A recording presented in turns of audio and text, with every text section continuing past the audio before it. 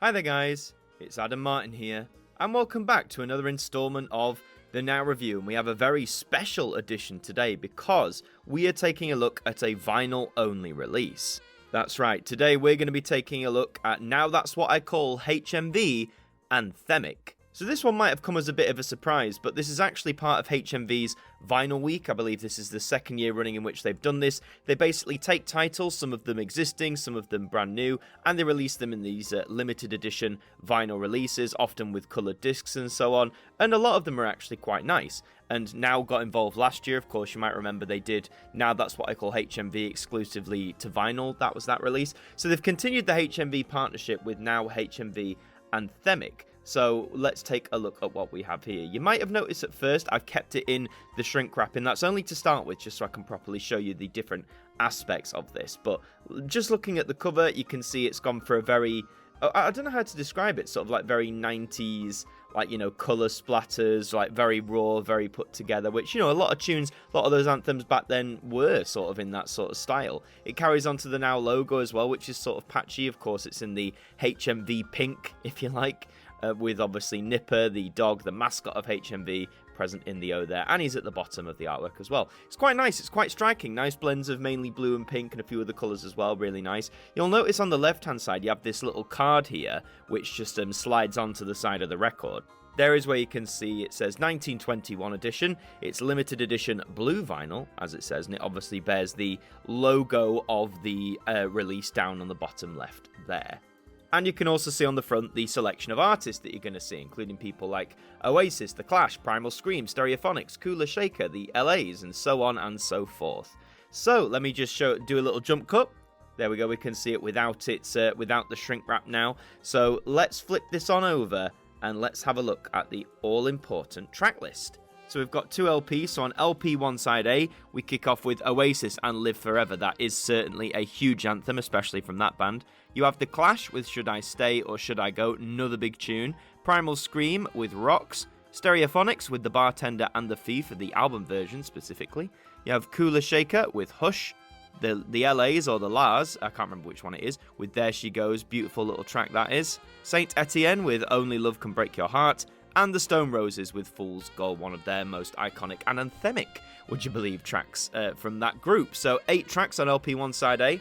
LP 1 side B, we kick off with Radiohead and Just. We have Suede and Trash, Garbage with Stupid Girl, Ash from Girl from Mars, Hole with Celebrity Skin, Weezer with Buddy Holly, They Might Be Giants with Birdhouse in Your Soul, really cool tune, really dig that one, and Space with Female of the Species. So another 8 tracks, so 16 tracks on LP1 there. Jumping over to LP2, we kick off with Manic Street Preachers and A Design for Life. You have Paul Weller with The Changing Man, Ocean Colour Scene with The Day We Caught the Train, The Blue Tones with Slight Return, Sleeper with In-Betweener, The Boo Radleys with Wake Up Boo, Supergrass with All Right, and Chumbawamba with Tub Thumping, arguably their most anthemic tune for certain. LP2 side B then, to carry on, we have New Order and Regret, we have The Cure with Friday I'm in Love, McCalmont and Butler with Yes, The Cardigans with My Favourite Game, The Wanna Dies with You and Me Song, James with Sit Down, really great tune that is, Baby Bird with You're Gorgeous, and we close off with The Lightning Seeds and Perfect. So 8 tracks on both sides, so that means in total you have 32 tracks across 2 LPs.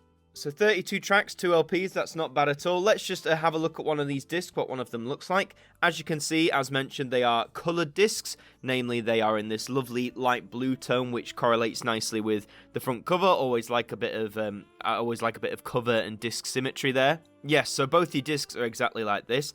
And really, what more is there to say? Well, about the track list, obviously there are some songs that I absolutely know there. You know, the ones from Oasis, for example, that the Birdhouse in Your Soul one from They Might Be Giants, that's a really cool song. Fool's Gold by the Stone Roses. There's a lot of good tracks out there. I'm not as familiar with some of the others. I think the genre that a lot of these songs fall into isn't necessarily genres that jump out straight to me, you know, some of that alternative or like the Brit pop or the indie sort of stuff. It's not necessarily my forte, but I'm excited to delve into it because one thing I'm trying to do now is, you know, also think I like discovering songs for the first time for myself, and hopefully this release will absolutely give me that.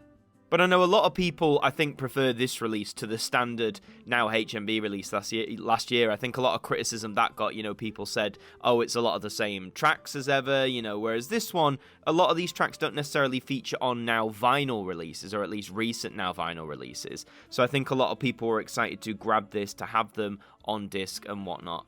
But in terms of where you can get it, well, of course, this is part of HMV's Vinyl Week, so naturally, in terms of getting it first-hand brand new, you can only get it from HMV.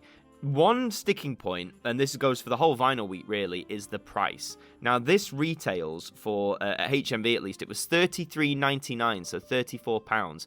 I'm not going to lie, for a 2 LP set that is a compilation, I'd argue that is a little bit steep. I think this should have been somewhere between the £25 to £30 range maximum, or maybe even cheaper than that. And I know a lot of people have commented on this. A lot of people have commented on this regarding the whole Vinyl Week, that the prices are a bit too steep. However, this, of course, is limited edition. How many copies have they made of this? I have no idea, but all the HMVs around the country are stressing, once it's gone, once they've sold out of their copies, it is gone. At the time of recording this, though, I'm recording this a solid 3 days after this came out, and if you go on the HMV website, this release, along with many others, are still available for you to order online. So if you're quick about it, you may be able to grab yourself a copy before paying silly prices secondhand. But is this a good release? I'd argue it's a better release than the now HMV last year, just in terms of like the variety this gives, the different kinds of tracks that's put on here. I'd argue it's not necessarily essential if you're trying to limit yourselves to which nows you want to collect. Obviously, I love collecting the nows on vinyl, but it's not necessarily an essential. But yeah, not bad HMV. Just watch that pricing next time, okay? But that is all for this installment of the Now Review. Thank you very much for watching. If you enjoyed it, as always, please remember to leave a like on the video. It really does help us out. And subscribe to the channel if you're new here. We'd love to have you aboard. And let me know in those comments, have you picked up this limited release? Are you going to, or are you passing entirely? I've been Adam Martin from AMTV Now. Thank you for joining me, and I'll see you next time.